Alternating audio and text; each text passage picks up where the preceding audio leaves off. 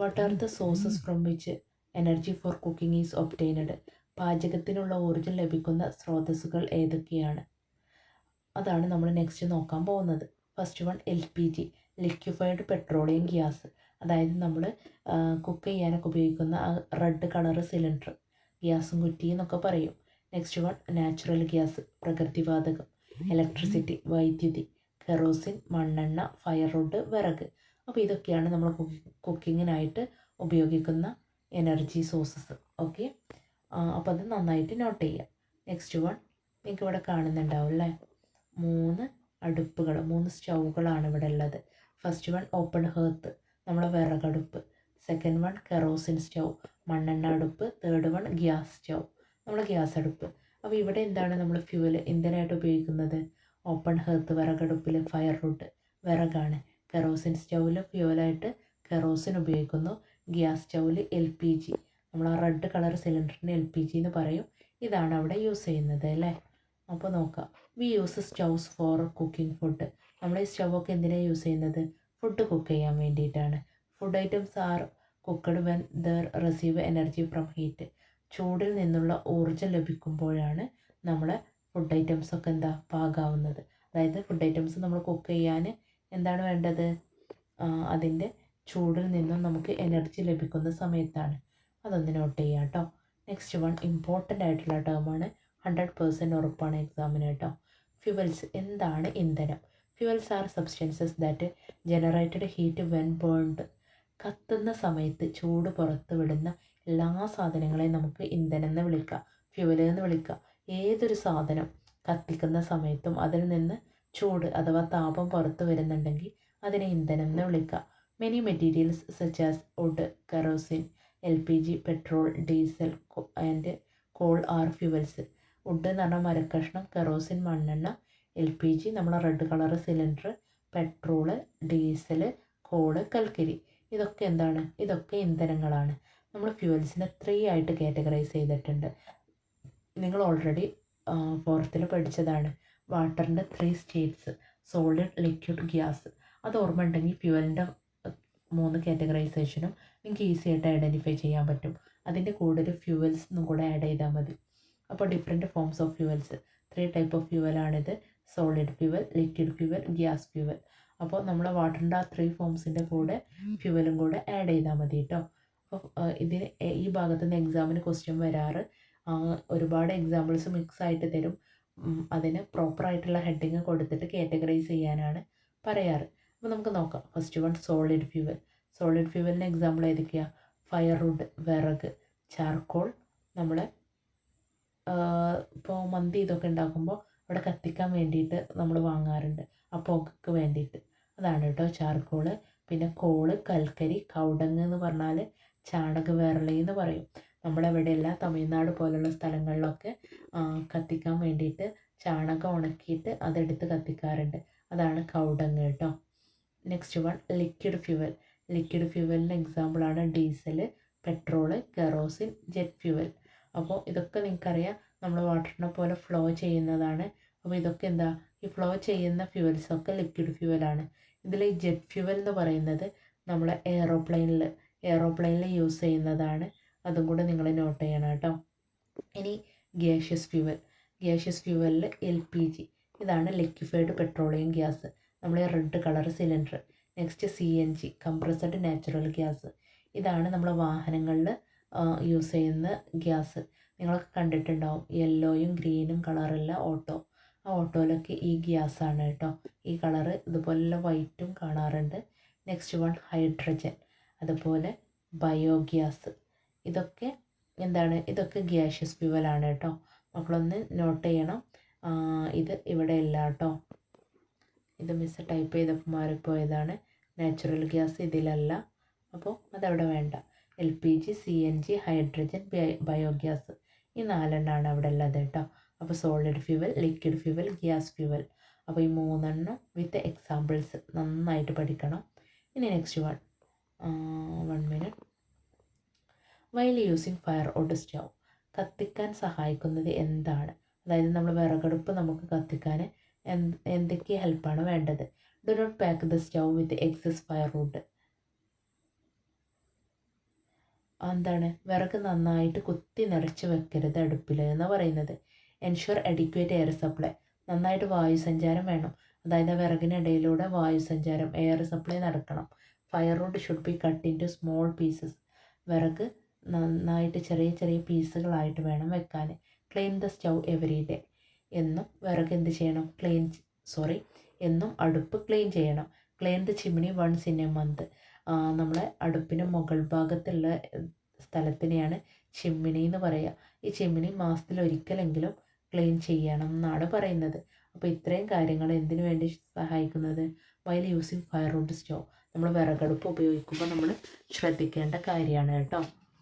Next, what helps in burning, കത്താൻ എന്താണ് help ചെയ്യുന്നത്? നിങ്ങൾക്ക് കാണാമല്ലേ, ഒരാൾ ഓടക്കോയിൽ എടുത്തിട്ട് ഊതുകയാണ് ചെയ്യുന്നത്. അപ്പോൾ എന്താണ്, എയർ പാസേജ് നടക്കാൻ വേണ്ടിയിട്ടാണ്.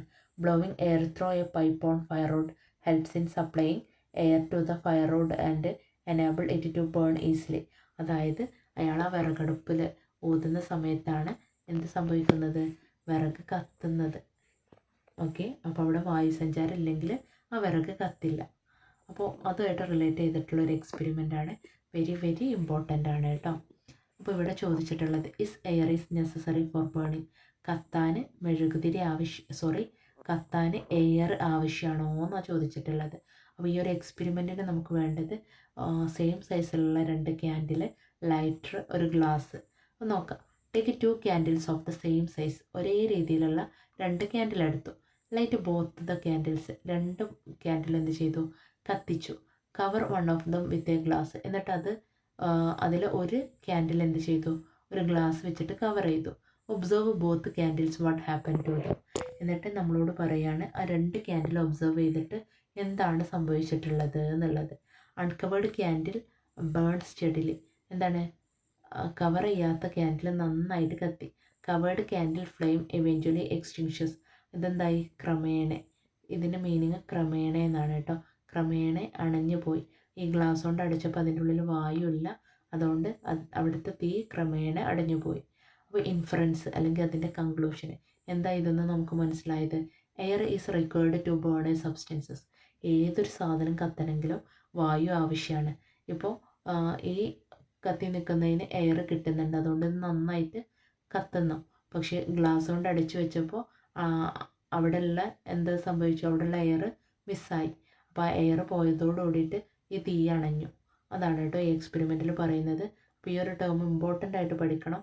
Air is required to burn a substances, ഏതൊരു സാധനം കത്തണമെങ്കിൽ എന്ത് വേണം, എയർ വേണം. അപ്പോൾ അത് നന്നായിട്ട് നോട്ട് ചെയ്യുക. നെക്സ്റ്റ് നമ്മൾ അതിൻ്റെ ഒരു കൺക്ലൂഷന് എന്ത് ചെയ്തിട്ടുണ്ട്, കുറച്ചൊരു ഡീപ്പായിട്ട് ഇവിടെ കൊടുത്തിട്ടുണ്ട്. This experiment demonstrate that air is essential for burning. The covered candle deprived of oxygen extinctions due to lack of sufficient oxygen supply. The uncovered candle continues to burn steadily, indicating that air provides the necessary oxygen for combustion. കത്തുന്നതിന് വായു ആവശ്യമാണെന്ന് ഈ experiment തെളിയിക്കുന്നുണ്ട്. Oxygen കിട്ടാതെ പൊതിഞ്ഞ മെഴുകുതിരി oxygen വിതരണത്തിൻ്റെ അഭാവം മൂലം അണയുന്നു. മൂടാത്ത മെഴുകുതിരി സ്ഥിരമായി കത്തുന്നത് തുടരുന്നു. ഇത് ജ്വലനത്തിന് ആവശ്യമായ ഓക്സിജൻ അഥവാ വായു നൽകുന്നു എന്ന് സൂചിപ്പിക്കുന്നുണ്ട്. അതായത് നമ്മൾ ഈ പറഞ്ഞത് ഇത് ഏറ്റവും സിമ്പിളായിട്ട് നിങ്ങൾക്ക് മനസ്സിലാവാൻ മിസ്സ് അങ്ങനെയുള്ള ലാംഗ്വേജിൽ കൊടുത്തതാണ്. ഇത് കുറച്ചൊരു സ്റ്റാൻഡേർഡ് കീപ്പ് ചെയ്തിട്ടുള്ളതാണ്. അപ്പോൾ ഇതാണ് ഏറ്റവും ബെറ്റർ. പക്ഷേ നിങ്ങളിത് നോട്ട് ചെയ്യുക, ഇതാവുമ്പോൾ നമുക്ക് നിങ്ങളെ ലാംഗ്വേജിൽ തന്നെ നിങ്ങൾക്ക് എഴുതാൻ പറ്റും കേട്ടോ. നെക്സ്റ്റ് നമുക്ക് പഠിക്കാനുള്ളത്, it is the oxygen in the air that help burning. Fuels liberate energy by reacting with oxygen in the air. നമ്മുടെ വായു, അതായത് എയർ ഇല്ലാതെ ഒരിക്കലും എന്ത് ചെയ്യില്ല, ബേൺ ചെയ്യില്ല, കത്തില്ല. ആ ഒരു പോയിന്റ് നന്നായിട്ട് നിങ്ങൾ നോട്ട് ചെയ്യണം കേട്ടോ. നെക്സ്റ്റ് നമുക്ക് പഠിക്കാനുള്ള ടോപ്പിക്കാണ് uses of fuels. Diesel is generally used as a fuel in heavy vehicles like buses, trucks and excavator. Diesel, bus, truck, excavator തുടങ്ങിയ ഹെവി വാഹനങ്ങളിൽ, അതായത് വലിയ വാഹനങ്ങളിൽ നമ്മൾ ഇന്ധനമായിട്ട് ഡീസലാണ് ഉപയോഗിക്കുന്നത്. Next, petrol, diesel and gas are used in the light vehicles like car and autorickshaw. Car, autorickshaw തുടങ്ങിയ ചെറിയ വാഹനങ്ങളിൽ പെട്രോള്, ഡീസൽ, ഗ്യാസ് എന്നിവയൊക്കെയാണ് ഫ്യുവലായിട്ട് യൂസ് ചെയ്യുന്നത്. Factories utilise coal, gas and naphtha. ഫാക്ടറികളിൽ കൽക്കരി, വാതകം, നാഫ്ത എന്നിവയൊക്കെയാണ് ഉപയോഗിക്കുന്നത്. Jet fuel is used in aircraft. വിമാനങ്ങളിൽ ജെറ്റ് ഇന്ധനമാണ്, ജെറ്റ് ഫ്യുവലാണ് ഉപയോഗിക്കുന്നത്. അപ്പോൾ ശ്രദ്ധിക്കുക, പെട്രോളും ഡീസലും യൂസ് ചെയ്യുന്ന വെഹിക്കിൾസൊക്കെ നമുക്കറിയാം. പക്ഷെ ഫാക്ടറികളിൽ കോള്, ഗ്യാസ്, നാഫ്ത ഈ 3 എന്നുള്ളത് നോട്ട് ചെയ്യുക. അതുപോലെ എയർക്രാഫ്റ്റിൽ ജെറ്റ് ഫ്യുവലാണ് എന്നുള്ളത് അതെടുത്ത് ചോദിക്കാറുണ്ട് കേട്ടോ, അധിക ക്വസ്റ്റ്യൻ പേപ്പറുകളിലും കാണാറുണ്ട്. Next, how petrol and diesel reach the petrol pump. എങ്ങനെയാണ് പെട്രോളും ഡീസലൊക്കെ നമ്മൾ പെട്രോൾ പമ്പിൽ എത്തുന്നത്? They are obtained from the crude oil extracted from the earth. അപ്പോൾ പെട്രോളും ഡീസലൊക്കെ എങ്ങനെയാണ് നമ്മൾ പെട്രോൾ പമ്പുകളിൽ എത്തുന്നതെന്നാണ് ഇവിടെ നമുക്ക് പഠിക്കാനുള്ളത്. ഭൂമിയിൽ നിന്ന് വേർതിരിച്ചെടുക്കുന്ന ക്രൂഡ് ഓയിൽ നിന്നാണ് അവ ലഭിക്കുന്നത്. അപ്പോൾ ഈ ക്രൂഡ് ഓയിൽ നിന്നാണ് നമ്മൾ പെട്രോളും ഡീസലൊക്കെ നമ്മളിലേക്ക് എത്തുന്നത്. അപ്പോൾ ഇതാണ് നമ്മൾ പെട്രോൾ പമ്പ്. ഇവിടേക്ക് എവിടെ നിന്നാണ് എത്തുന്നത്? From crude oil. ക്രൂഡ് ഓയിലിൽ നിന്നാണ്. നിങ്ങൾ കാണുന്നുണ്ടാവും, ഇതൊക്കെ എന്താണ്? പെട്രോളിയം റിഫൈനറിയാണ്. അപ്പോൾ ഈ ക്രൂഡ് ഓയിൽ കൺവേർട്ട് ചെയ്തിട്ട് ഇതുപോലെയുള്ള റിഫൈനറിയിൽ നിന്ന് കൺവേർട്ട് ചെയ്തിട്ടാണ് നമ്മൾ എന്തുണ്ടാക്കുന്നത്? നമ്മളെ പെട്രോളും ഡീസലൊക്കെ വേർതിരിച്ചെടുക്കുന്നത് കേട്ടോ. How crude oil is formed. Call, crude oil and natural gas are made from the organic matter trapped underground millions of years ago. ദശലക്ഷക്കണക്കിന് വർഷങ്ങൾക്ക് മുമ്പ് ഭൂമിക്കടിയിൽ കുടുങ്ങിയ ജൈവ വസ്തുക്കളിൽ നിന്നാണ് കോള് അഥവാ കൽക്കരി, ക്രൂഡ് ഓയിൽ, നാച്ചുറൽ ഗ്യാസ്, പ്രകൃതിവാതകം എന്നിവയൊക്കെ നിർമ്മിക്കുന്നത്. Fuels used in daily life such as petrol, diesel, kerosene and LPG used for cooking or old refined product obtained from the crude oil. നമ്മുടെ ഡെയിലി ലൈഫിൽ, അതായത് നമ്മുടെ ദൈനംദിന ജീവിതത്തിൽ ഉപയോഗിക്കുന്ന പെട്രോള്, ഡീസൽ, കെറോസിൻ അഥവാ മണ്ണെണ്ണ, പിന്നെ നമ്മൾ കുക്കിങ്ങിന് യൂസ് ചെയ്യുന്ന LPG, ഇവയൊക്കെ ക്രൂഡ് ഓയിലിൽ നിന്ന് വേർതിരിച്ചെടുക്കുന്ന ശുദ്ധീകരിച്ച ഉൽപ്പന്നങ്ങളാണ് കേട്ടോ. അപ്പോൾ നിങ്ങൾ ശ്രദ്ധിക്കുക. അപ്പോൾ നിങ്ങളൊന്ന് ആലോചിച്ച് നോക്കിയേ, നമ്മുടെ വീടിൻ്റെ അരികിൽ ഒരു ക്യാറ്റ് ഡെഡായി, ഒരു പൂച്ച ചത്ത് കിടക്കുന്നുണ്ട്. ഒരു 1 or 2 വീക്ക്, ഒരാഴ്ച 2 ആഴ്ച കഴിഞ്ഞ് നമ്മൾ അവിടെ ചെന്ന് നോക്കുമ്പോൾ നമ്മൾ ആ പൂച്ചനെ കാണുന്നില്ല. എന്താ സംഭവിച്ചിട്ടുള്ളത്? അത് ഡീകമ്പോസ് ചെയ്തിട്ട് ദ്രവിച്ചിട്ട് മണ്ണിൽ ലയിച്ച് ചേരുകയാണ് ചെയ്യുന്നത്. ഇതുപോലെ സസ്യങ്ങളും എല്ലാ സാധനങ്ങളും ഇതുപോലെ മണ്ണിൽ ലയിച്ച് ചേരും. ഇത് ഒരുപാട് വർഷങ്ങൾ കഴിയുന്തോറും ഇത് ഭൂമിക്കടിയിൽ അത് അടിഞ്ഞു കൂടും. അതാണ് പിന്നീട് നമ്മൾ എന്ത് ചെയ്യുന്നത്? മൈൻ ചെയ്തെടുക്കുന്നത്, ഖനനം ചെയ്തെടുക്കുന്നത്. അപ്പോൾ ആ ഖനനം ചെയ്തെടുക്കുന്നത് ഫോസിൽ ഫ്യൂവലാണ്. ആ ഫോസിൽ ഫ്യൂവലിനെ നമ്മൾ 3 ആയിട്ട് കാറ്റഗറൈസ് ചെയ്യും. Natural gas, call, crude oil. ആ ക്രൂഡ് ഓയിലിനെ എഗെയിൻ നമ്മൾ ക്ലാസിഫൈ ചെയ്യുന്നതാണ് നമ്മൾ പെട്രോള്, ഡീസൽ, നാഫ്ത, കെറോസിൻ ഇതൊക്കെ കേട്ടോ. അപ്പോൾ അങ്ങനെയാണ് നമ്മുടെ പെട്രോളും ഡീസലൊക്കെ ഫോം ചെയ്യുന്നത്. നെക്സ്റ്റ് നമുക്ക് പഠിക്കാനുള്ളതാണ് ഈ 3 ട്രെയിൻ നിങ്ങൾ കാണുന്നുണ്ടാവും. ഇത് പണ്ട് ബ്രിട്ടീഷുകാരുടെ കാലത്തൊക്കെ നമ്മൾ കണ്ടിട്ടുണ്ടാവും പഴയ ഫിലിമുകളിലൊക്കെ. അതുപോലെ നമ്മൾ ഇന്ന് കാണുന്ന 2 ട്രെയിനുകളാണ് ഡീസൽ ട്രെയിനും ഇലക്ട്രിക് ട്രെയിനും. അപ്പോൾ പണ്ട് കാലങ്ങളിൽ ട്രെയിനിൽ ഫ്യുവലായിട്ട് യൂസ് ചെയ്തിരുന്നത് കോളായിരുന്നു, കൽക്കരിയായിരുന്നു. അതുകൊണ്ട് അത് കോൾ ട്രെയിൻ. പക്ഷേ ഇപ്പോൾ ഡീസൽ ട്രെയിൻ ഉണ്ട്. അത് കഴിഞ്ഞിട്ട് നമ്മൾ മെട്രോ വന്നു അല്ലേ. മെട്രോ എന്താണ്? ഇലക്ട്രിക് ട്രെയിനാണ്. അപ്പോൾ നൗ ഉള്ള ട്രെയിനുകൾ ഈ 2 എണ്ണമാണ് നമ്മൾ യാത്ര ചെയ്യുന്നത്. അപ്പോൾ ഭാവിയിൽ ഇനി ഇതും ഇല്ലാതായിട്ട് ഫുള്ളായിട്ട് ഇലക്ട്രിക് ട്രെയിൻ വരും. അപ്പോൾ നമുക്ക് നോക്കാം. Coal was used as a fuel for running train and ships and also for operating industries before diesel and electricity became popular. അതായത് നമ്മുടെ ഡീസലും ഇലക്ട്രിസിറ്റി കറണ്ടൊക്കെ വരുന്നതിന് മുന്നേ നമ്മൾ കോളാണ് ട്രെയിനിലും ഷിപ്പിലൊക്കെ കപ്പലിലൊക്കെ ഉപയോഗിച്ചിരുന്നത്. Nowadays coal is primarily used in thermal power plants. ഇന്ന് thermal power പ്ലാന്റ്സിൽ കോള്, കൽക്കരിയാണ് ഇന്ധനമായിട്ട് യൂസ് ചെയ്യുന്നത്. അപ്പോൾ പണ്ട് ട്രെയിൻ ഓടിക്കാൻ കൽക്കരി യൂസ് ചെയ്തിരുന്നു. ഇപ്പോൾ ആ കൽക്കരി യൂസ് ചെയ്യുന്നത് എവിടെയാണ്? തെർമൽ പവർ പ്ലാന്റിലാണ് എന്നുള്ളത് നിങ്ങൾ ശ്രദ്ധിക്കുക. അതായത് തെർമൽ പവർ പ്ലാന്റ് എന്ന് പറഞ്ഞാൽ താപവൈദ്യുത നിലയം. ഇവിടെയാണ് ഇത് ഇപ്പോൾ കോള് യൂസ് ചെയ്യുന്നത്. അത് നോട്ട് ചെയ്യണം കേട്ടോ. Next, fossil fuels are formed from the remains of living organisms that existed on Earth millions of years ago. There decreases and eventually runs out by consumption. These are referred to as non-renewable energy sources. ദശലക്ഷക്കണക്കിന് വർഷങ്ങൾക്ക് മുമ്പ് ഭൂമിയിൽ നിലനിന്നിരുന്ന ജീവജാലങ്ങളുടെ അവശിഷ്ടങ്ങളിൽ നിന്നാണ് fossil fuel രൂപം കൊള്ളുന്നത്. അവ കുറയുകയും അതിൻ്റെ ഉപയോഗം മൂലം തീരുകയും ചെയ്യുന്നു. ഇതിനെ നമുക്ക് പിന്നീട് ഉപയോഗിക്കാൻ കഴിയൂല. അതുകൊണ്ട് ഇതിനെ നോൺ റിന്യൂവബിൾ എനർജി സോഴ്സസ് എന്ന് പറയും. അപ്പോൾ നിങ്ങൾ തന്നെ ആലോചിച്ച് നോക്കിയേ, ഇപ്പോൾ ഈ നോൺ റിന്യൂവബിൾ എനർജി സോഴ്സസ് എന്ന് പറഞ്ഞാൽ നമ്മൾ പെട്രോളും ഡീസലൊക്കെയാണ്. അപ്പോൾ നമ്മൾ പെട്രോളും ഡീസലും ആദ്യം നമ്മൾ മൈൻ ചെയ്യുമ്പോൾ ഫോസിൽ ഫ്യൂവൽ എന്ന് പറഞ്ഞു. ഇതിൽ കാറ്റഗറൈസേഷൻ ആയിട്ടുള്ള ക്രൂഡ് ഓയിലിൽ നിന്നാണ് പെട്രോളും ഡീസലും ഉണ്ടാക്കുന്നത്. അപ്പോൾ നമുക്കൊക്കെ അറിയാവുന്ന ഫെമിലിയർ ആയിട്ടുള്ള രണ്ടാളാണ് നമ്മൾ പെട്രോളും ഡീസലും. അപ്പോൾ ഈ പെട്രോളും ഡീസലും നമ്മൾ ഉപയോഗിക്കുന്നതിനനുസരിച്ച് തീർന്നു പോകും. അപ്പോൾ ഇത് ഭൂമിക്കടിയിൽ നിന്നാണ് നമ്മൾ ഖനനം ചെയ്തെടുക്കുന്നത്. നമ്മൾ ഓൾറെഡി പറഞ്ഞു അല്ലേ, കോടാനുകോടി വർഷങ്ങൾ ഈ മണ്ണിലുള്ള ഓരോ വേസ്റ്റുകളും ഭൂമിക്കടിയിൽ അടിഞ്ഞു ചേരുന്നത് ഖനനം ചെയ്തെടുക്കുക നമ്മൾ. അപ്പോൾ ഇത് ഒരു പ്രാവശ്യം നമ്മൾ എടുത്തു കഴിഞ്ഞാൽ പിന്നെ അത് ഉണ്ടാക്കണമെങ്കിൽ ഒരുപാട് വർഷം വേണം. അപ്പോൾ നമ്മൾ എടുക്കും തോറും അത് തീർന്നു പോവുകയാണ് ചെയ്യുന്നത്. അപ്പോൾ അങ്ങനെയുള്ളതിനെയാണ് നമ്മൾ നോൺ റിന്യൂവബിൾ എനർജി സോഴ്സസ് എന്ന് പറയുന്നത്. അപ്പോൾ നോൺ റിന്യൂവബിൾ എന്ന് പറഞ്ഞാൽ എന്താ, നമ്മൾ യൂസ് ചെയ്യുന്നതിനനുസരിച്ച് തീർന്നു പോവുക. പെട്രോൾ ഡീസൽ എന്നുള്ളത് നോൺ റിന്യൂവബിൾ എനർജി സോഴ്സസിൻ്റെ എക്സാമ്പിൾ ആണെന്നുള്ളത് നോട്ട് ചെയ്താൽ നിങ്ങൾക്ക് പെട്ടെന്ന് കിട്ടും. നമ്മൾ യൂസ് ചെയ്യുന്നതിനനുസരിച്ച് അത് തീർന്നു പോകും എന്നുള്ളത് കേട്ടോ. അപ്പോൾ നോൺ റിന്യൂവബിൾ എനർജി സോഴ്സസ് അങ്ങനെ മൈൻഡിൽ വെക്കുക. ഇനി റിന്യൂവബിൾ നമുക്ക് പഠിക്കാണ്ട് കുറച്ച് മുന്നോട്ട് പോയാൽ, ഇനി നമുക്ക് ഈ ഒരു ഫ്ലോ ചാർട്ട് നോക്കാം. ഇതാണ് മിസ് നേരത്തെ പറഞ്ഞത്. അപ്പോൾ നമ്മൾ ഭൂമിയിൽ നിന്ന് ഖനനം ചെയ്തെടുക്കുന്നത് ഫോസിൽ ഫ്യൂവൽ, അത് natural gas, crude oil, call മൂന്നായിട്ട് കാറ്റഗറൈസ് ചെയ്തു. ക്രൂഡ് ഓയിലിനെ എഗെയിൻ കാറ്റഗറൈസ് ചെയ്തു. Petrol, diesel, kerosene, LPG, naphtha. ഈ LPG എന്ന് പറഞ്ഞാൽ ലിക്വിഫൈഡ് പെട്രോളിയം ഗ്യാസ് കേട്ടോ. നമ്മുടെ വീട്ടിൽ കുക്കിങ്ങിനായിട്ട് യൂസ് ചെയ്യുന്ന റെഡ് കളർ സിലിണ്ടറാണ് ഇത്. ഇനി next, electricity is an alternative form of energy which can be used instead of fuels. How is electricity generated? ഇന്ധനങ്ങൾക്ക് പകരം ഉപയോഗിക്കാവുന്ന ഊർജത്തിൻ്റെ ഒരു രൂപമാണ് നമ്മളെ electricity. How is electricity generated? എങ്ങനെയാണ് ഇലക്ട്രിസിറ്റി, അതായത് വൈദ്യുതി എങ്ങനെയാണ് ഉൽപ്പാദിപ്പിക്കുന്നത് എന്നുള്ളതാണ് നെക്സ്റ്റ് നമുക്ക് പഠിക്കാനുള്ളത്.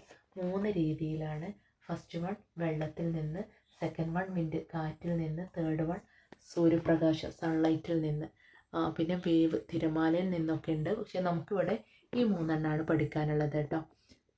അപ്പോൾ നമുക്ക് നോക്കാം. ഫസ്റ്റ് വൺ ഹൈഡ്രോ ഇലക്ട്രിസിറ്റി, ജലവൈദ്യുത പദ്ധതി എന്ന് പറയും. ജലവൈദ്യുതി, ജലത്തിൽ നിന്ന് വൈദ്യുതി ഉണ്ടാക്കുന്നത്. ഓക്കെ, ഹൈഡ്രോ ഇലക്ട്രിസിറ്റി, ജലവൈദ്യുതി. Hydro electric power is generated using the energy present in the water stored in dam. ഡാമിൽ കെട്ടിക്കിടക്കുന്ന വെള്ളത്തിൽ നിന്നാണ് നമ്മൾ ഹൈഡ്രോ ഇലക്ട്രിസിറ്റി ഉണ്ടാക്കുന്നത്. The water is released downward as per demand to turn the turbine and drive the generator to generate electricity. അപ്പോൾ എന്താണ് ഇവിടെ സംഭവിക്കുന്നത്? നമ്മൾ ഡാമിൽ വെള്ളം കെട്ടി നിർത്തിയിട്ടുണ്ടാവും അല്ലേ. ഈ കെട്ടി നിർത്തിയ വാട്ടറിൻ്റെ എനർജി ഉപയോഗപ്പെടുത്തിയാണ് ജലവൈദ്യുതി നമ്മൾ ഉൽപ്പാദിപ്പിക്കുന്നത്. അതിന് വേണ്ടിയിട്ട് നമ്മൾ എന്താ ചെയ്യുന്നത്? വെള്ളത്തെ അണക്കെട്ടുകളിൽ തടഞ്ഞു നിർത്തുന്നു. ഇത് ആവശ്യാനുസരണം താഴേക്ക് പതിപ്പിച്ച് വലിയ ടർബൈനുകൾ കറക്കി ജനറേറ്റർ പ്രവർത്തിപ്പിച്ച് വൈദ്യുതി ഉൽപ്പാദിപ്പിക്കുന്നു. നിങ്ങൾ ഈ ഒരു പിക്ചർ ഒന്ന് നോക്കി. ഇവിടെ നോക്കിയാൽ നിങ്ങൾക്ക് അറിയുന്നുണ്ടാവും. നമ്മൾ ഇതാണ് ഡാമിൽ കെട്ടിക്കിടക്കുന്ന വെള്ളം. അതിങ്ങനെ എന്താണ്, ആവശ്യാനുസരണം താഴേക്ക് ഇങ്ങനെ പതിപ്പിക്കുക. ഇവിടെ ഒരു ടർബൈൻ ഉണ്ട്. അപ്പോൾ ഈ ടർബൈനുകൾ കറക്കി ജനറേറ്റർ പ്രവർത്തിപ്പിച്ചിട്ടാണ് ഇവിടെ എന്ത് ചെയ്യുന്നത്? ഇലക്ട്രിസിറ്റി പ്രൊഡ്യൂസ് ചെയ്യുന്നത്. എന്നിട്ട് ട്രാൻസ്ഫോമറിലൂടെ നമ്മൾ വീടുകളിലേക്കൊക്കെ എത്തുന്ന ഈ ഒരു ഇലക്ട്രിസിറ്റി. ഇതിൻ്റെ ഒരു വീഡിയോ മിസ് ഇതിൽ തന്നെ ഇടുന്നുണ്ട്, മക്കളൊന്ന് നോക്കാം കേട്ടോ. അപ്പോൾ ഫസ്റ്റ് വൺ ഹൈഡ്രോ ഇലക്ട്രിസിറ്റിയാണ്. കെട്ടിക്കിടക്കുന്ന ഡാമിൽ നിന്ന് വെള്ളം ഡാമിലൂടെ ഒഴുകി വരുമ്പോൾ ഒരു ടർബൈൻ കറക്കിയിട്ട് ജനറേറ്ററിൽ ഇലക്ട്രിസിറ്റി സ്റ്റോർ ചെയ്യുക. ഇങ്ങനെയാണത് ഉണ്ടാക്കുന്നത്. അപ്പോൾ ഇത് നമുക്ക് വീട്ടിൽ ചെയ്യാൻ പറ്റിയ രൂപമാണ് ഈ ഒരു എക്സ്പെരിമെൻറ്റ്. നിങ്ങൾ ഓൾറെഡി 4th ചെയ്തിട്ടുണ്ടാവും. ഇത് ജസ്റ്റ് ഇതൊന്ന് നോക്കുക. നെയിം ഓഫ് ദ എക്യുപ്മെൻറ്റ്, എന്താ അതിൻ്റെ പേര്? വാട്ടർ വീൽ, അതായത് ജലചക്രം എന്ന് പറയും. ഒബ്ജക്റ്റീവ്, അതിൻ്റെ ലക്ഷ്യം. How electricity is generated by rotating turbine. എന്താണ്, ഈ ടർബൈൻ കറക്കിയിട്ട് എങ്ങനെയാണ് ഇലക്ട്രിസിറ്റി പ്രൊഡ്യൂസ് ചെയ്യുക, അതാണ് അതിൻ്റെ ഒബ്ജക്റ്റീവ്. മെറ്റീരിയൽസ് റിക്വയർഡ്, എന്തൊക്കെ മെറ്റീരിയൽസാണ് വേണ്ടത്? 8 spoon, bottle, water, vessel, wooden axle, stand. 8 spoon വേണം, ബോട്ടിൽ വേണം, വാട്ടർ വേണം, വെസൽ പാത്രങ്ങൾ വേണം, വുഡൻ ആക്സിൽ വേണം, സ്റ്റാൻഡ് അത് വെക്കാനുള്ള സ്റ്റാൻഡ് വേണം. ഇതിൻ്റെ സ്റ്റെപ്സ് എങ്ങനെയൊക്കെയാണ്? പ്രിപ്പയർ ടർബൈൻ ബോഡി തയ്യാറാക്കുക. ക്രിയേറ്റ് ആൻ ആക്സിൽ, ഒരു ആക്സിൽ റെഡിയാക്കുക. സെറ്റപ്പ് ദ ബേസ്, അതിൻ്റെ ബേസ്, അതിൻ്റെ അടിസ്ഥാനം സജ്ജാക്കുക. പ്രിപ്പയർ വാട്ടർ സോഴ്സ്, വെള്ളത്തിൻ്റെ ഉറവിടം, ജലസ്രോതസ് തയ്യാറാക്കുക. ടെസ്റ്റ് ദ മോഡൽ, എന്നിട്ട് ഈ മോഡൽ ടെസ്റ്റ് ചെയ്യുക. അതായത് ഈ വാട്ടർ, ഇതാണ് ഇപ്പോൾ നമ്മൾ പ്രിപ്പയർ ചെയ്ത സാധനം. ജലചക്രം എന്ന് പറയുന്നത്. അപ്പോൾ ഈ വാട്ടർ വരുന്നതിനനുസരിച്ച് ഇതിങ്ങനെ കറങ്ങും, അവിടെ ഇലക്ട്രിസിറ്റി പ്രൊഡ്യൂസ് ചെയ്യും. അപ്പോൾ അത് നമ്മൾ ഒരു എക്സ്പെരിമെൻ്റ് രൂപത്തിൽ നമ്മൾ ഈ ഹൈഡ്രോ ഇലക്ട്രിസിറ്റി ചെയ്യുകയാണ് ചെയ്യുന്നത്. അപ്പോൾ ഈ എക്സ്പെരിമെൻറ്റിന് വേണ്ട സാധനങ്ങളും ഇവിടുത്തെ വർക്കിങ്ങും ഒന്ന് നോട്ട് ചെയ്യണം. Second one, electricity from wind. കാറ്റിൽ നിന്ന് എങ്ങനെയാണ് ഇലക്ട്രിസിറ്റി പ്രൊഡ്യൂസ് ചെയ്യുക എന്നുള്ളതാണ്. നിങ്ങളൊക്കെ കണ്ടിട്ടുണ്ടാവും, ഇത് വിൻഡ് മില്ല് എന്നാണ് ഇതിൻ്റെ പേര്. വലിയ ഫാന് പോലെ. ഇതെല്ലാ പ്ലേസിലൊന്നും ഉണ്ടാവില്ല. എവിടെയാണോ നന്നായിട്ട് കാറ്റ് കിട്ടുന്നത് ആ ഒരു ഏരിയയിൽ മാത്രമാണ് ഇത് സെറ്റ് ചെയ്യുക. അപ്പോൾ നമുക്ക് നോക്കാം.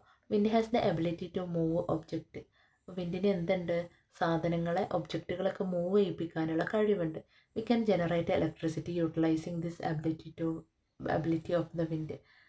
ഈ കഴിവ് ഉപയോഗിച്ചിട്ടാണ് നമ്മൾ വൈദ്യുതി ഉൽപ്പാദിപ്പിക്കുന്നത്. അപ്പോൾ ഇവിടെ എന്താ നടക്കുന്നത് നോക്കാം. When the blades of a windmill rotate, they drive a connected turbine and a generator and electricity is generated. ഒരു കാറ്റാടി യന്ത്രത്തിൻ്റെ ബ്ലേഡുകൾ കറങ്ങുമ്പോൾ അവ ബന്ധിപ്പിച്ച ടർബൈനും ഒരു ജനറേറ്ററും പ്രവർത്തിപ്പിക്കുകയും വൈദ്യുതി ഉൽപ്പാദിപ്പിക്കുകയും ചെയ്യുന്നു. അപ്പോൾ നിങ്ങളൊന്ന് ആലോചിച്ച് നോക്കിയേ, ഇവിടെ ഈ കാറ്റ് നന്നായിട്ട് ഇങ്ങനെ വീശുമ്പോൾ എന്ത് ചെയ്യും? ഇതിങ്ങനെ കറങ്ങും. അങ്ങനെയാണ് അവിടെ ഇലക്ട്രിസിറ്റി പ്രൊഡ്യൂസ് ചെയ്യുന്നത് കേട്ടോ. അപ്പോൾ നിങ്ങൾ നോക്കുക, നോട്ട് ചെയ്യുക. ഇവിടെ എടുത്ത് ചോദിക്കുന്ന വേറൊരു ക്വസ്റ്റ്യനാണ്, നമ്മുടെ കേരളത്തിൽ ഈ വിൻഡ് മില്ല് എവിടെയൊക്കെയാണുള്ളത്? കേരളത്തിലെ രാമക്കൽമേട്, കഞ്ചിക്കോട്, അട്ടപ്പാടി ഈ 3 സ്ഥലത്താണ് വിൻഡിൽ നിന്ന് ഇലക്ട്രിസിറ്റി പ്രൊഡ്യൂസ് ചെയ്യുന്ന ഈ വിൻഡ് മില്ലുള്ളത്. അപ്പോൾ അതൊന്ന് നോട്ട് ചെയ്യുക കേട്ടോ, ഇമ്പോർട്ടൻ്റ് ആണ്. ഫസ്റ്റ് വൺ ഹൈഡ്രോ ഇലക്ട്രിസിറ്റി പറഞ്ഞു. Second one electricity from the wind. Wind is an energy source that humans have used since ancient times. The power of wind was utilized for traveling in rivers and ocean. അതായത് പണ്ട് കാലങ്ങളിലൊക്കെ മനുഷ്യർ ഉപയോഗിച്ചിരുന്ന ഊർജ്ജ സ്രോതസ്സാണ് wind. പണ്ട് കാലങ്ങളിൽ കാറ്റാണ് ഉപയോഗിച്ചിരുന്നത്. എന്തിനൊക്കെ? നമ്മൾ നദികളിലും സമുദ്രങ്ങളിലൊക്കെ സഞ്ചരിക്കാൻ കാറ്റിൻ്റെ ശക്തി ഉപയോഗിച്ചിരുന്നു. പണ്ട് പായക്കപ്പലൊക്കെ കാറ്റിൻ്റെ ദിശ അനുസരിച്ചാണ് സഞ്ചരിച്ചിരുന്നത്. Storms cause damages and calamities they are rich in energy. Nowadays the possibility of storms can be predicted through weather forecast and warnings. We can reduce the rate of calamities and losses if we take precautions according to them. ചുഴലിക്കാറ്റ് നാശനഷ്ടങ്ങൾക്കും ദുരന്തങ്ങൾക്കൊക്കെ കാരണമാകുന്നുണ്ട്. അവ ഊർജത്താൽ സമ്പന്നമാണ്. ഇക്കാലത്ത് കൊടുങ്കാറ്റിൻ്റെ സാധ്യത കാലാവസ്ഥ പ്രവചനങ്ങളിലൂടെയും മുന്നറിയിപ്പുകളിലൂടെയൊക്കെ പ്രവചിക്കാം. അവക്കനുസൃതമായി മുൻകരുതലുകൾ എടുത്താൽ നമുക്ക് ദുരന്തങ്ങളുടെയും നഷ്ടങ്ങളുടെയൊക്കെ നിരക്ക് കുറക്കാൻ കഴിയും. നിങ്ങൾക്ക് തന്നെ അറിയാം, പണ്ട് കാലങ്ങളിലൊന്നും ഇപ്പോൾ ഈ ക്ലൈമറ്റിനെ പറ്റി പറഞ്ഞു തരാനൊന്നും അധികം വെതർ ഫോർകാസ്റ്റിൻ്റെ ആളുകളും കാര്യങ്ങളൊന്നും ഇത്ര പുരോഗമിച്ചിട്ടില്ല. അപ്പോൾ ഇന്ന് നമുക്ക് ആദ്യം മുന്നറിയിപ്പ് കിട്ടുമല്ലേ, ഇന്ന് നല്ല ഇടിയോട് കൂടിയ മഴ ഉണ്ടാവും, എല്ലാം നല്ല കാറ്റിന് സാധ്യത ഉണ്ടെന്നൊക്കെ. അപ്പോൾ അങ്ങനെ മുന്നറിയിപ്പ് ഉണ്ടാകുമ്പോൾ നമ്മൾ എന്ത് ചെയ്യും? നമ്മളൊരു പരിധി വരെ അതിന്ന് നമ്മൾ പ്രൊട്ടക്ഷൻ നമ്മൾ തന്നെ ഉറപ്പുവരുത്തും. അപ്പോൾ നാശനഷ്ടങ്ങൾ അളവ് കുറയും അത് കാരണം. ഇനി next third one, energy from the sunlight. സൂര്യപ്രകാശത്തിൽ നിന്ന് energy. In what ways are the energy from sunlight utilised? സൂര്യപ്രകാശത്തിൽ നിന്നുള്ള ഊർജ്ജം ഏതെല്ലാം വിധത്തിലാണ് നമ്മൾ യൂസ് ചെയ്യുന്നത്? ഫോർ ഡ്രൈയിങ് ഒബ്ജക്റ്റ്, നമ്മൾ വസ്തുക്കൾ ഉണക്കാനായിട്ട് ഉപയോഗിക്കുന്നുണ്ട് അല്ലേ. നമ്മളെ ഡ്രസ്സ്, അതുപോലെ ധാന്യങ്ങൾ, അരി, ഇതൊക്കെ നമ്മൾ ഉണക്കാൻ യൂസ് ചെയ്യുന്നുണ്ട്. സോളാർ പവേർഡ് ഇറിഗേഷൻ സിസ്റ്റം, സൗരോർജ്ജത്തിൽ പ്രവർത്തിക്കുന്ന ജലസേചന സംവിധാനം. Green house heating and lighting four photosynthesis, പ്രകാശ സംശ്ലേഷണം അല്ലേ, ഫോട്ടോസിന്തസിസിന് വേണ്ടിയിട്ട്. അപ്പോൾ ഇതിനൊക്കെ വേണ്ടിയിട്ടാണ് നമ്മൾ സൺലൈറ്റ്, സൂര്യപ്രകാശത്തിൻ്റെ ഹെൽപ്പ്, സൂര്യപ്രകാശം ഇതിനൊക്കെ വേണ്ടിയിട്ടാണ് നമ്മൾ ഉപയോഗിക്കുന്നത്. Next energy from sunlight. നിങ്ങളിവിടെ കാണുന്നുണ്ടാവും അല്ലേ, ഈ കാണുന്നതാണ് സോളാർ പാനൽ. അപ്പോൾ സൂര്യപ്രകാശത്തിൽ നിന്ന് എങ്ങനെയാണ് നമ്മൾ എനർജി ഉണ്ടാക്കുക? അപ്പോൾ ഇതാണ് സോളാർ പാനൽ. ഇതിലുള്ള കുഞ്ഞു കുഞ്ഞു കള്ളികളാണ് solar cell. When sunlight falls on the solar cell in the solar panel electricity is generated. Solar പാനലിലെ സോളാർ സെല്ലുകൾ, ഇതിന് മൊത്തമായിട്ട് സോളാർ പാനൽ എന്ന് പറയും, ചെറിയ ചെറിയ കള്ളിനെ സോളാർ സെല്ല് എന്ന് പറയും. അപ്പോൾ ഈ സോളാർ സെല്ലുകളിൽ നമ്മുടെ സൺലൈറ്റ് പതിക്കുന്ന സമയത്താണ് നമ്മളെ ഇലക്ട്രിസിറ്റി പ്രൊഡ്യൂസ് ചെയ്യുന്നത്. അപ്പോൾ നമ്മളെ സണ്ണ്, 1 മിനിറ്റ്, അപ്പോൾ നമ്മളെ സണ്ണാണിതെന്ന് ഇമാജിൻ ചെയ്യുക. അപ്പോൾ നമ്മൾ സണ്ണിൻ്റെ സൺലൈറ്റ് നേരെ നമ്മൾ ഈ സോളാർ പാനലിൽ, സോളാർ സെല്ലിൽ പതിക്കുന്ന സമയത്താണ് ഇവിടെ ഇലക്ട്രിസിറ്റി പ്രൊഡ്യൂസ് ചെയ്യുന്നത് എന്നുള്ളതാണ് ഇവിടെ നിങ്ങൾ നോട്ട് ചെയ്യേണ്ടത് കേട്ടോ. അപ്പോൾ ഇമ്പോർട്ടൻ്റ് ആണ്, നന്നായിട്ട് ശ്രദ്ധിച്ച് പഠിക്കുക. ഇവിടുന്ന് എക്സാമിന് ചോദിക്കുന്ന വേറൊരു ക്വസ്റ്റ്യനാണ് ഏതൊക്കെ ഡിവൈസസ് ആണ് അതിന് യൂസ് ചെയ്യുന്നത്. The solar panels in these devices convert sunlight to electricity. ഈ ഉപകരണങ്ങളൊക്കെ എന്താ ചെയ്യുന്നത്? സൺലൈറ്റിനെ ഇലക്ട്രിസിറ്റി ആയിട്ട് കൺവേർട്ട് ചെയ്യുക, സൂര്യപ്രകാശത്തെ കറണ്ടായിട്ട് കൺവേർട്ട് ചെയ്യുകയാണ് ചെയ്യുന്നത്. അപ്പോൾ first one solar calculator, solar street lamp, solar lamp. ഈ മൂന്നെണ്ണം എന്താണ്? സൂര്യപ്രകാശത്തെ ഇലക്ട്രിസിറ്റി ആയിട്ട് കൺവേർട്ട് ചെയ്യുകയാണ്. അതുപോലെ തന്നെയാണ് അടുത്ത രണ്ടെണ്ണം solar stove or cooker. Solar stove എന്നും സോളാർ കുക്കർ എന്നും പറയാറുണ്ട്. അതുപോലെ solar water heater. Devices that ഹിവാസ് heat from solar energy include solar cooker and solar water heater. Solar കുക്കറും സോളാർ വാട്ടർ ഹീറ്ററും സോളാർ എനർജിയിൽ നിന്നുള്ള താപമായിരുന്നു കേട്ടോ. ഓക്കെ, അപ്പോൾ ഈ 5 ഡിവൈസസ് എന്താണ്? നമ്മൾ സോളാർ വെച്ച് വർക്ക് ചെയ്യുന്നതാണ്. നോട്ട് ചെയ്യുക, എക്സാമിന് ചോദിക്കാറുണ്ട്. നെക്സ്റ്റ് നമുക്ക് പഠിക്കാനുള്ളതാണ് electric vehicles. Vehicles with green plates, പച്ച നമ്പർ പ്ലേറ്റുള്ള വാഹനങ്ങളാണ് നമ്മൾ ഇലക്ട്രിക് വെഹിക്കിൾസ് എന്ന് പറയുന്നത്. അപ്പോൾ നമുക്ക് ആലോചിച്ചാൽ തന്നെ അറിയാം, നമ്മൾ ഇലക്ട്രിക് വെഹിക്കിൾ എന്ന് പറഞ്ഞാൽ ലോ കോസ്റ്റാണ്, ചെറിയ എമൗണ്ടേ വരുള്ളൂ. നമ്മൾ പെട്രോളും ഡീസലിനൊക്കെ നല്ല എമൗണ്ട് ഉണ്ടെന്ന്. അപ്പോൾ ഇലക്ട്രിസിറ്റി ആകുമ്പോൾ ചെറിയ എമൗണ്ടിൽ നമുക്ക് കിട്ടും, അതുപോലെ പൊല്യൂഷൻ കുറവായിരിക്കും. Renewable energy sources. Energy sources like sunlight and wind do not get exhausted due to consumption. These are known as renewable energy sources. സൂര്യപ്രകാശം, അതുപോലെ കാറ്റ്, ഇതൊക്കെ എന്താണ്? ഇവയൊക്കെ നമ്മൾ ഉപയോഗിക്കുന്നതിനനുസരിച്ച് തീർന്നു പോകുന്നവയല്ല. ഇവ എന്താ? പുതുക്കാൻ കഴിയുന്നതാണ്. നിങ്ങൾ ആലോചിച്ച് നോക്കി, ഇതൊക്കെ നമ്മളെ നാച്ചുറലുള്ളതാണ്. ഇത് നമ്മളൊരു ദിവസം കൂടുതൽ ഉപയോഗിച്ചു എന്ന് വിചാരിച്ചിട്ട് പിറ്റേ ദിവസം കുറയൊന്നുമില്ല. ഇത് എന്നും ഒരേ അളവിൽ തന്നെ നമുക്ക് കിട്ടിക്കൊണ്ടിരിക്കും അല്ലേ? ഒരേ അളവ് മീൻസ് കാറ്റ് വീശുന്ന സമയത്ത് ആ കാറ്റ് നമുക്ക് കിട്ടും. നമ്മൾ കൂടുതൽ ഉപയോഗിച്ചാലും കുറച്ച് ഉപയോഗിച്ചാലും അതിന് പ്രോബ്ലം ഒന്നുമില്ല.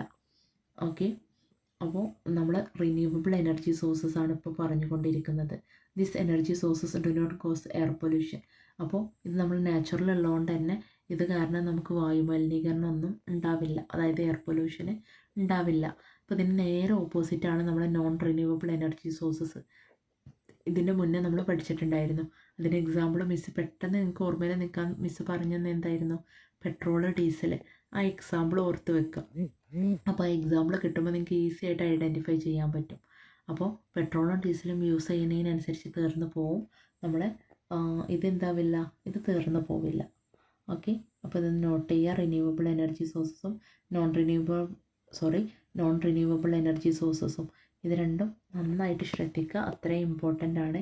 എക്സാമ്പിൾ വെച്ചിട്ട് റെഡിയാക്കിയാൽ ഇത് ഒരിക്കലും മറന്നു പോവില്ല കേട്ടോ.